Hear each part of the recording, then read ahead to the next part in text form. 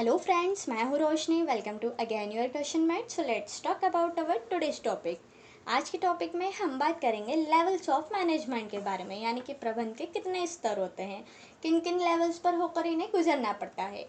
हमने हमारे पहले वाले वीडियोस में मैनेजमेंट के बारे में काफ़ी कुछ जाना था, काफ़ी कुछ समझा था। आज के टॉपिक में हम देखते हैं कितने लेवल्स पर मैनेजमेंट को किया जाता है। तो फ्रेंड्स, सबसे पहले हम जानते हैं कि पहले के टाइम में जो बिज़नेस होते थे, पहले के टाइम में जिस तरह से मैनेजमेंट होता था, सबसे पहले तो एक चीज़ ये होती है कि मैनेजमेंट जो है वो बिज़नेस पर डिपेंड करता है। अगर बिज़नेस छोटा होता है तो मैनेजमेंट उस हिसाब से होता है, अगर बिज़नेस बड़ा होता है तो मैनेजमेंट उस हिसाब से होता है। जाहिर सी बात है कि मैनेजमेंट आपके ऑर्गेनाइजेशन पर डिपेंड करता है। पहले के टाइम में बिजनेस एरिया काफ़ी सीमित थे, मतलब इतने ज़्यादा विस्तृत नहीं हुए थे, तो इसीलिए पहले के टाइम में दो लेवल्स पर होता था मैनेजमेंट। पहला होता था बिजनेस के ऑनर द्वारा, सेकंड उसका होता था बिजनेस में जो लोग काम करते हैं उनके द्वारा। बट आज के टाइम में क्या हो गया है, बिजनेस काफ़ी बढ़ गए हैं, बिजनेस काफ़ी प्रोग्रेस करने लग गए हैं। इसीलिए EFL ब्रेच ने अपनी जो बुक है principle and practice of management, उन्होंने अपनी इस बुक में मैनेजमेंट को 3 लेवल्स पर डिवाइड कर दिया। फर्स्ट होता है टॉप लेवल मैनेजमेंट, जिसे उच्च स्तरीय प्रबंध कहते हैं। सेकेंड होता है मिडिल लेवल मैनेजमेंट, जिसे मध्य स्तरीय प्रबंध कहा जाता है। थर्ड एंड लास्ट होता है लोअर लेवल और सुपरवाइजरी मैनेजमेंट, जिसे कि हम निम्न स्तरीय प्रबंध कहते हैं। सबसे पहले हम जानते हैं टॉप लेवल मैनेजमेंट के बारे में, यानी कि उच्च स्तरीय प्रबंध किस तरह से वर्क करता है। फ्रेंड, सबसे पहले हमें यह जानना बहुत ज़रूरी है कि किसी भी ऑर्गेनाइजेशन में, किसी भी बिजनेस में या किसी भी संस्था में जो टॉप लेवल मैनेजमेंट होता है वो बहुत ज़्यादा इम्पॉर्टेंट होता है, यानी इनका जो स्थान रहता है वो बहुत महत्वपूर्ण होता है, जो उद्देश्यों और नीतियों को निर्धारित करता है। यानी ये लोग क्या करते हैं कि उद्देश्यों और नीतियों को निर्धारित करते हैं। मैनेजमेंट के इस लेवल में बोर्ड ऑफ डायरेक्टर, CEO और चेयरपर्सन आदि लोग इंक्लूड रहते हैं। CEO को मैनेजिंग डायरेक्टर या जनरल मैनेजर भी कहा जाता है। टॉप लेवल मैनेजमेंट के पास सभी प्रबंधकीय अधिकार होते हैं। जैसे कि CEO क्या करते हैं कि इनका जो मेन वर्क होता है वो बोर्ड ऑफ डायरेक्टर द्वारा जारी दिशा निर्देशों और नीतियों का पालन करवाना होता है। उपक्रम में हो रही संचालित एक्टिविटीज़ को CEO का ही केंद्रीय नियंत्रण रहता है, इनका कंट्रोल रहता है।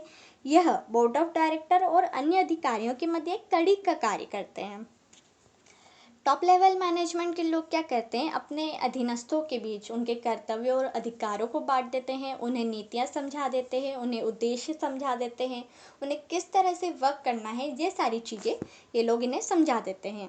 Functions of top level management की बात करें तो इसमें सबसे फर्स्ट जो आता है उद्देश्यों का निर्धारण। जैसा कि मैंने अभी आपको बताया कि इनका मुख्य उद्देश्य ही संस्था में उद्देश्यों का निर्धारण करना है, नीतियों को लागू करना होता है।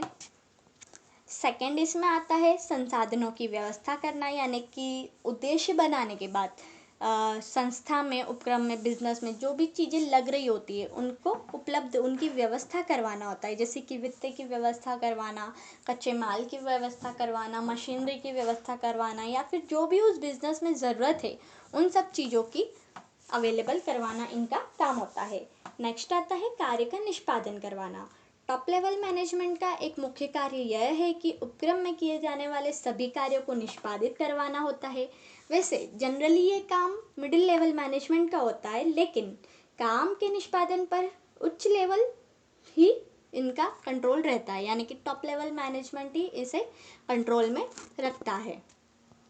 नेक्स्ट है उत्तरदायित्व और अधिकारों का बांटना, यानी कि टॉप लेवल मैनेजमेंट द्वारा इस बात का ध्यान रखा जाता है कि उनके उत्तरदायित्व और अधिकार उन्हें बांटे जाते हैं। जो उनके नीचे वर्क करते हैं उन्हें उनके अधिकार समझाए जाते हैं।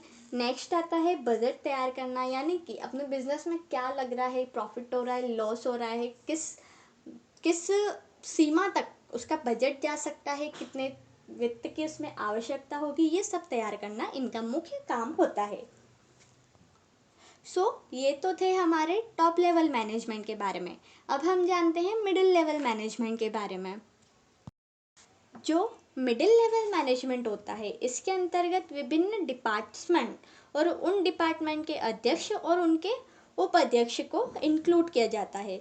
जैसे बड़े उपक्रम में मिडिल लेवल मैनेजमेंट को भी 2 पार्ट्स में डिवाइड किया गया है। फर्स्ट आता है हाई मिडिल लेवल मैनेजमेंट और सेकंड आता है low level management. First series में जो आते हैं वो मध्य स्तरीय प्रबंध में विभागाध्यक्ष और द्वितीय सीरीज में जो आते हैं वो होते हैं उप विभागाध्यक्ष को सम्मिलित किया जाता है।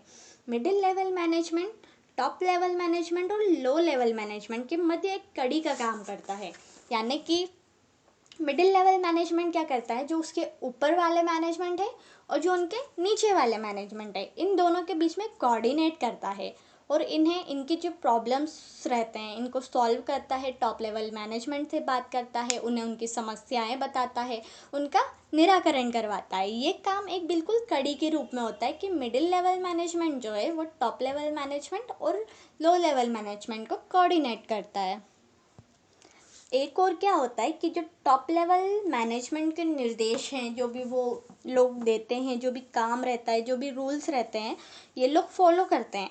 और दूसरी तरफ क्या होता है कि जो इनके नीचे लो लेवल मैनेजमेंट के लोग रहते हैं, उनकी प्रॉब्लम्स को हल करना होता है, उनके प्रॉब्लम्स के सॉल्यूशन बताना होता है, किस तरह से उन्हें काम करना है। इस सब बातों का उनके ऊपर बहुत ज़्यादा दबाव रहता है। यानी कि इन शॉर्ट हम कहें कि मिडिल लेवल मैनेजमेंट को लो लेवल मैनेजमेंट से सहयोग प्राप्त कर टॉप लेवल मैनेजमेंट की नीतियों को अमल में लाने का काम बहुत कठिन रूप से करना होता है। यानी कि सबसे ज़्यादा कोऑर्डिनेट करना मिडिल लेवल मैनेजमेंट को ही पड़ता है। इनके अगर फंक्शंस की बात करें कि functions of middle level management, तो फर्स्ट इसमें आता है नीतियों को लागू करवाना। इस मैनेजमेंट लेवल का सबसे महत्वपूर्ण काम रहता है टॉप लेवल मैनेजमेंट द्वारा निर्धारित की गई नीतियों की व्याख्या कर उनको लागू करवाना होता है। जैसे कि एग्जाम्पल वाइज समझा जाए कि कच्चे माल को खरीदने के संबंध में उच्च गुणवत्ता का उसका ध्यान रखा जाए और माल का परीक्षण करके, मतलब माल को चेक करके उसको खरीदा जाए। सेकंड इसमें आता है निर्देश जारी करना। विभागीय प्रबंधक जो होते हैं अपने विभाग के कर्मचारियों के लिए आवश्यक दिशा निर्देश जारी करने का काम करते हैं। इसके अतिरिक्त वे अपने अधीनस्थ को आवश्यक संसाधन भी उपलब्ध कराते हैं, यानी जो उन्हें चाहिए रहता है, जो भी चीज़ की उन्हें नीड होती है वो इन सब चीज़ों को उनके लिए अवेलेबल करवाते हैं। नेक्स्ट आता है अभिप्रेरणा संबंधी काम। जैसे कर्मचारियों को अपने जॉब के प्रति संतुष्टि के लिए उन्हें मोटिवेट करना, इसके लिए वे अब बहुत अलग अलग डिफरेंट तरीके अपनाते हैं ताकि वो अपने एम्प्लॉय को अभिप्रेरित कर सके, यानी कि उन्हें अपने काम के लिए मोटिवेट कर सके और उन्हें अपने काम के लिए इंटरेस्ट ला सके। नेक्स्ट आता है सूचनाओं का आदान प्रदान करना। ये सेम वैसा ही है जैसे मैंने अभी आपको समझाया था कि मिडिल लेवल मैनेजमेंट जो होता है वो टॉप लेवल मैनेजमेंट और लो लेवल मैनेजमेंट के बीच में एक कड़ी का काम करता है। तो इनका कार्य इन दोनों के मध्य आवश्यक सूचनाओं का आदान प्रदान करना भी होता है। नेक्स्ट होता है सुझाव देना, यानी कि अपने अधीनस्थों से प्राप्त सुझावों को उच्च स्तरीय प्रबंध को प्रेषित करना होता है। यानी कि अगर इनके अंडर में, यानी कि जो लो लेवल मैनेजमेंट है, अगर इन्हें कोई प्रॉब्लम आ रही है, इन्हें कोई दिक्कत आ रही है, तो ये अपने टॉप लेवल मैनेजमेंट के अधिकारों से बात करते हैं और उन्हें इनकी समस्याएं बताते हैं। इस तरह से मिडिल लेवल मैनेजमेंट वर्क करता है। अब हम देखते हैं कि लो लेवल मैनेजमेंट क्या होता है और ये किस तरह से एक काम को करते हैं। लो लेवल मैनेजमेंट जो होता है उसे सुपरवाइजरी मैनेजमेंट भी कहते हैं, यानी कि लो लेवल पर जो लोग काम करते हैं वो सुपरवाइजर होते हैं। तो ये जो काम रहता है वो फर्स्ट लाइन का मैनेजमेंट होता है, क्योंकि इसमें गैर प्रबंधकीय कर्मचारियों से एकदम डायरेक्ट कांटेक्ट रहता है। मैनेजमेंट के इस लेवल में जनरली फॉरमैन, सुपरवाइज़र या कार्यालय यानी कि जो स्टाफ रहते हैं वो मुख्य आते हैं। इनको यह देखना होता है कि एम्प्लॉयर ने अपना काम ठीक से किया है या नहीं किया है। इस लेवल के मैनेजमेंट के अगर जैसे कि एग्जांपल दिया जाए तो उत्पादन विभाग में फॉरमैन, विक्रय विभाग में विक्रय अधिकारी, यानी कि अलग अलग जो डिपार्टमेंट रहता है इसमें sales department, credit department, purchase department, product department, तो अकाउंटिंग डिपार्टमेंट, तो ये जितने भी डिपार्टमेंट रहते हैं इनमें सबको रखा जाता है। यानी कि जैसे अकाउंटिंग डिपार्टमेंट में अकाउंटेंट को रख लिया, सेल्स डिपार्टमेंट में सेल्स अधिकारी को रख लिया, तो ये सब लोग इनके लेवल पर काम करते हैं। इनका मुख्य काम क्या रहता है, मिडिल लेवल मैनेजमेंट की नीतियों और निर्देशों को इजी वे में अपने एम्प्लॉयज़ तक पहुंचाना रहता है। इनकी सबसे बड़ी विशेषता इनका कर्मचारियों और श्रमिकों से सीधा और जीवित संपर्क होता है, यानी कि ये लोगों का काम जो रहता है थोड़ा सा इजी रहता है, क्योंकि ये डायरेक्ट अपने एम्प्लॉयर से कांटेक्ट कर सकते हैं। उन्हें कब क्या ज़रूरत लग रही है, कब क्या प्रॉब्लम आ रही है, कब उन्हें क्या चाहिए।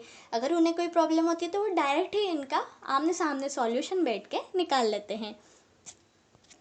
इसके फंक्शंस की बात करें तो functions of lower level management, इसमें फर्स्ट आता है कर्मचारियों के लिए उचित एटमॉस्फेयर का निर्माण करना। यानी लो लेवल मैनेजमेंट का जो मेन काम होता है वो जहाँ वो काम कर रहे हैं, जैसे कि उन्हें हर छोटी छोटी चीज़ें मिल सके, उन्हें पानी, खाना, जो उनका जो बिहेवियर है यानी कि वो थोड़ा सा फ्रेंडली रहते हैं, ताकि जो सामने वाला काम कर रहा है उन्हें काम करने में भी मज़ा आए और जो काम रहे वो अच्छे ढंग से ठीक प्रकार से हो जाए।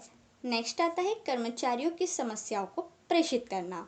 इस लेवल में मैनेजमेंट का सीधा संबंध श्रमिकों से होता है। इनका काम जो रहता है उनकी प्रॉब्लम्स को सॉल्व करना होता है। अधिकार क्षेत्रों से बाहर की समस्याओं को ये मिडिल लेवल मैनेजमेंट के पास भेज देते हैं। यानी अगर कुछ ज़्यादा बड़ी प्रॉब्लम रहती है तो ये लोग क्या करते हैं, मिडिल लेवल मैनेजमेंट को ये सारी समस्याएं बता देते हैं। थर्ड आता है एम्प्लॉयर्स को उनके काम सौंपना। यह मैनेजमेंट अपने अधीनस्थ कर्मचारियों को कार्य सौंपने का काम करता है। यानी जितने भी एम्प्लॉयर्स रहेंगे उनको अपने अपने अलग अलग काम बांट दिए जाते हैं। नेक्स्ट आता है कर्मचारियों की सुरक्षा को सुनिश्चित करना। इस लेवल के प्रबंधन में एक कार्य कर्मचारियों और श्रमिकों की सुरक्षा को सुनिश्चित करना होता है। यानी कि अगर कोई काम ऐसा रहता है जिसमें थोड़ा सा रिस्क रहता है या मशीनरी कोई ऐसी रहती है जिसमें कोई रिस्क रहता है, तो ये लोग इनकी सुरक्षा के इंतजाम करके रखते हैं। तो यही इसमें आता है कि उनकी सुरक्षा को सुनिश्चित करना। नेक्स्ट आता है इसमें कर्मचारियों के कार्यों का मूल्यांकन करना। यानी कि जब एम्प्लॉयज़ काम कर लेता है तो ये लोग ये देखते हैं कि उसने ये काम ठीक ढंग से किया है या नहीं किया है, उनके कार्यों का ये लोग मूल्यांकन करते हैं। ये सब जो काम रहते हैं वो लो लेवल मैनेजमेंट के होते हैं। सो फ्रेंड्स, ये थे हमारे लेवल्स ऑफ मैनेजमेंट के बारे में, यानी कि मैनेजमेंट कितने लेवल्स पर काम करता है, किस तरह से काम करता है, किस तरह से वो अपने एम्प्लॉयर्स से, अपने ऊपर के लोगों से कांटेक्ट करके रखता है। ये सब बातें आज हमने हमारे वीडियो में जानी है। सो आई होप कि आपको अच्छे से समझ में आया होगा। अगर फिर भी आपको कहीं कोई डाउट है तो आप हमसे हमारे कमेंट में पूछ सकते हैं। हमारे साथ वीडियो को एंड तक देखने के लिए आपका फिर से एक बार बहुत सारा धन्यवाद। फिर मिलेंगे एक ऐसी यूज़फुल वीडियो के साथ। तब तक have a good life, make a great story of your life.